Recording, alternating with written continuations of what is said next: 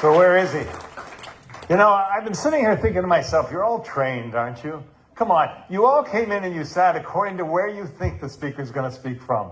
As a matter of fact, I don't want to pick on anybody, but I heard somebody back here say, you know, if he's not any good, we could sneak out, nobody will ever notice. So I may just stand here and drive you crazy if that's okay. Good afternoon, everybody. No, see, one of the challenges after you've just eaten lunch is to get the energy back up, right? So here's what we're going to do. When I ask you an appropriate question this afternoon, would you answer with the word absolutely? Let's try it. 1, 2, 3.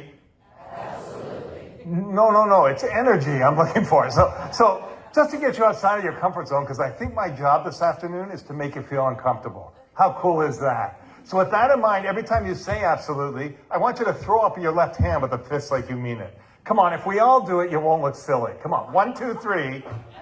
Okay, so would you like to leave here a little more knowledgeable about the customer experience? Okay. Want to have some fun? Absolutely. Oh, I know. Want to figure out a guaranteed method to triple your personal income by the end of next year and take that year after off? Absolutely. In your dreams, I can't help you with that, but I thought I'd ask.